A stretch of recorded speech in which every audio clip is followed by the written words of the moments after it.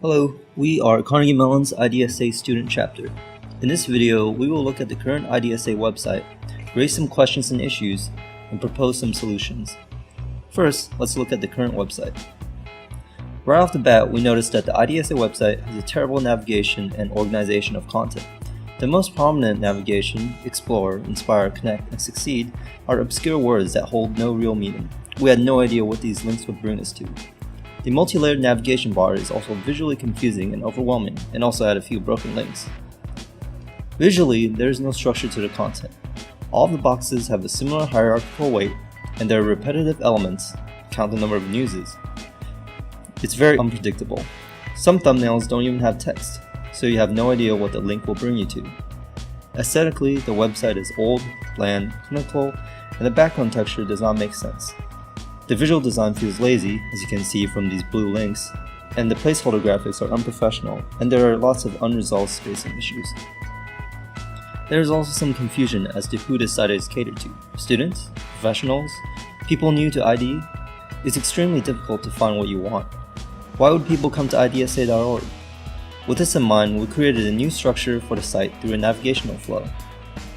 We combined Explore and Inspire into Explore, change Connect to Network, and change Succeed to Jobs. We split up into 4 groups and started to discuss what would be in each section. And we created wireframes to represent our ideas visually.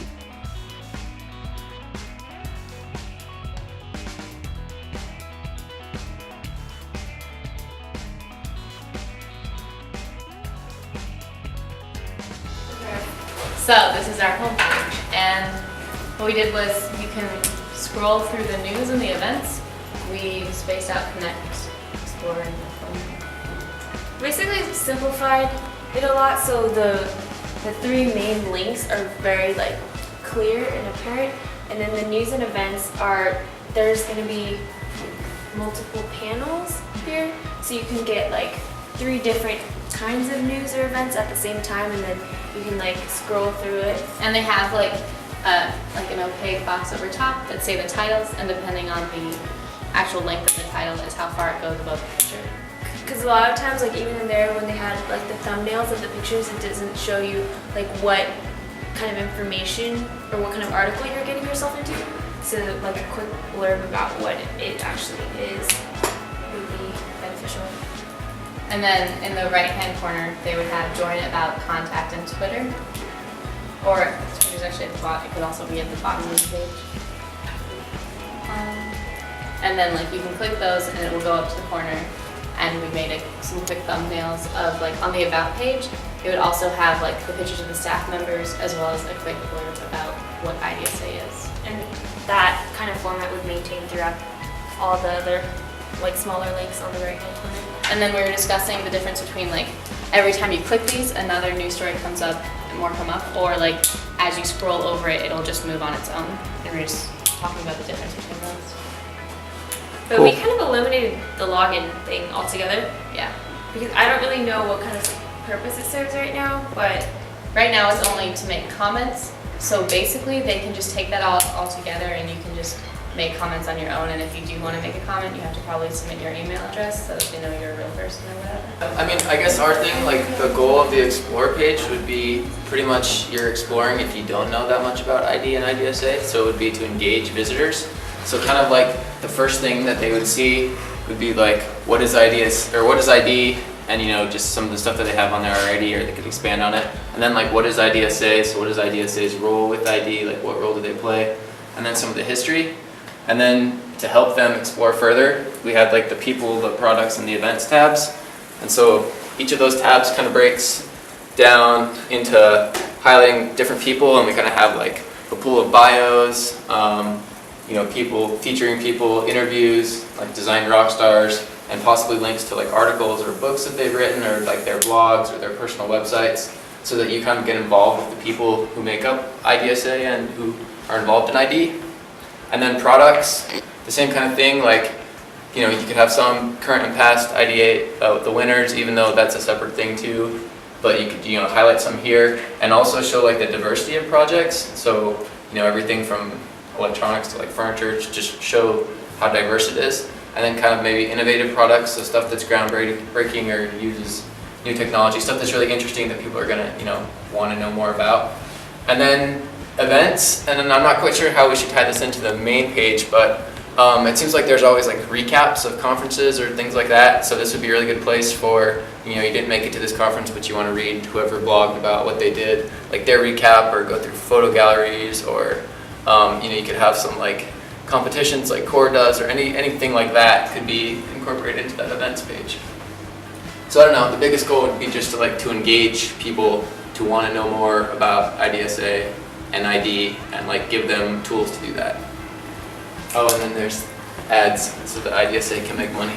This is the Connect page. The main purpose of the Connect page was to network, and there's both a student population and professional population that wants to get connected with other designers. So thought the best way to initiate that is to have a map of the U.S. with different regions on there. We have the Idaho region, Texas, Southeast.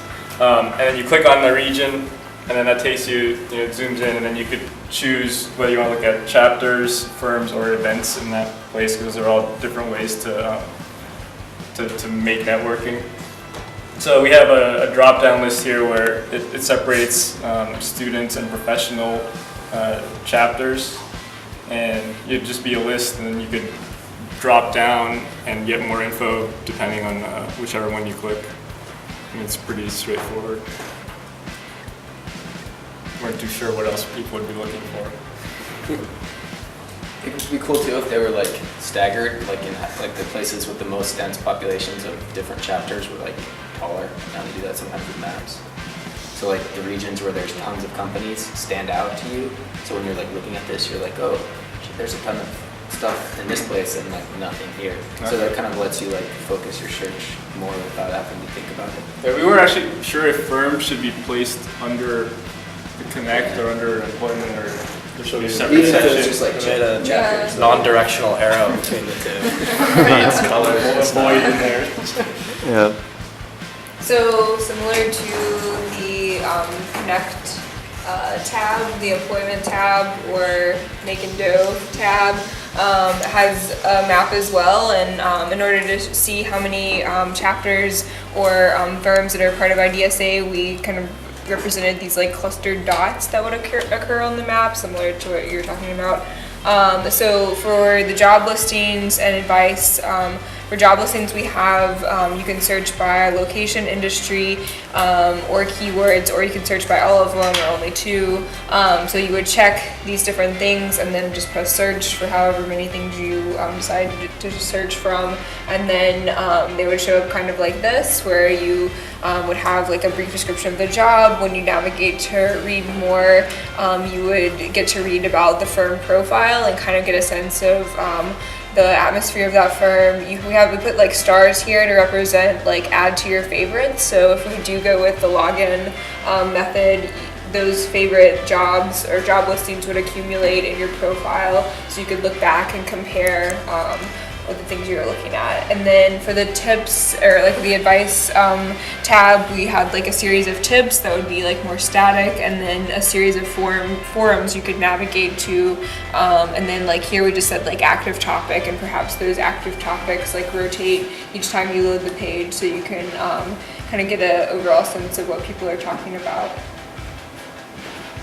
Cool. We hope this video offered some insights into the future development of IDSA's website and identity. The current website's a result of an attitude from the past, and we feel IDSA needs to move into the modern age. Carnegie Mellon IDSA is composed of undergrads and grads in industrial design, communication design, and human-computer interaction. Follow our adventures at http://idsa.cmustudents.org. Thanks.